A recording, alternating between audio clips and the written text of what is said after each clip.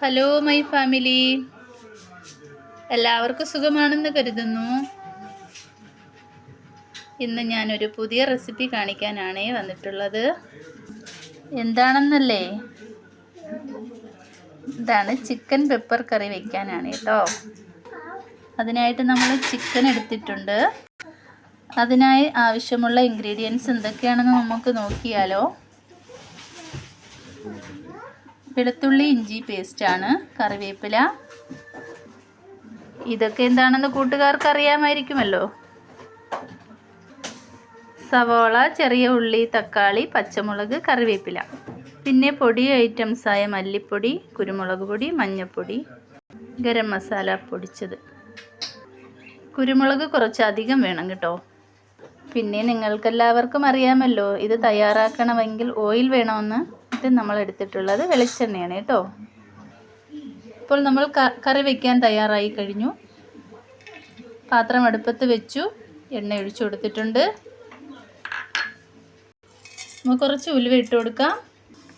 അപ്പോൾ ഉലുവ ഒന്ന് മൂത്ത് വരുമ്പോഴത്തേക്ക് നമ്മളൊരു 1/4 ടീസ്പൂണോളം നല്ല ജീരകം ഇട്ട് കൊടുക്കണം, ചെറിയ ജീരകം.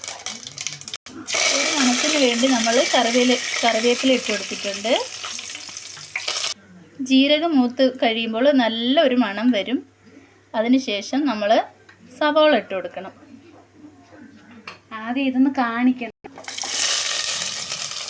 സവോള, തക്കാളി, പച്ചമുളക് എല്ലാം കൂടെ ഒരുമിച്ചിട്ട് വഴറ്റണം. ഇതൊന്ന് വാടി കിട്ടാനായിട്ട് നമ്മൾ കുറച്ച് ഉപ്പിട്ട് കൊടുക്കണേ. നന്നായിട്ട് ഇളക്കി കൊടുക്കാം. ജസ്റ്റ് ഒന്ന് വഴണ്ട് വരുമ്പോഴേക്കും നമ്മൾ ഇഞ്ചി വെളുത്തുള്ളി പേസ്റ്റ് ഇട്ട് കൊടുത്ത് ഒന്ന് ഇളക്കണം. ഇനി നമുക്ക് ഇതിനാവശ്യമായ മസാലകൾ ചേർത്ത് കൊടുക്കാം. നമുക്കിനി ഈ മസാലയിലേക്ക് ചിക്കൻ ആഡ് ചെയ്ത് കൊടുക്കാം.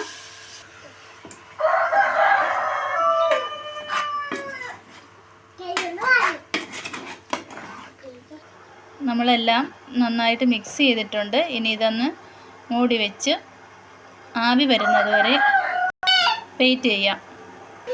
ഇപ്പോൾ നമുക്കിത് തുറന്ന് നോക്കാം. വെള്ളമൊക്കെ ഇറങ്ങിയിട്ടുണ്ട്. ഇനി നമുക്ക് ചിക്കൻ വേകുന്നതിനായിട്ടുള്ള ആവശ്യമായ കുറച്ച് വെള്ളം ഒഴിച്ചു കൊടുക്കാം. ഇത്രയും മതിയാകും കേട്ടോ. ഇതിൻ്റെ മുകളിലായിട്ട് അല്പം കറിവേപ്പില ഇട്ട് കൊടുക്കാം.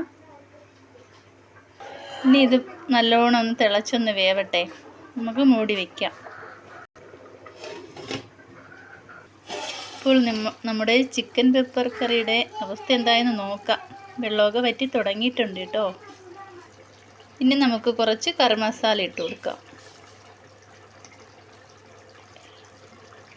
ഇപ്പോൾ നമ്മൾ കറി മസാലയും എല്ലാം നന്നായിട്ട് യോജിപ്പിച്ചിട്ടുണ്ട്. ഇനി നമുക്ക് കുറച്ച് തൈര് ഒഴിച്ചു കൊടുക്കാം കേട്ടോ. അധികം പുളിയില്ലാത്ത തൈര് ഉപയോഗിക്കുന്നതായിരിക്കും നല്ലത്. ഇനി നമുക്കൊന്ന് ഇളക്കി കൊടുക്കാം.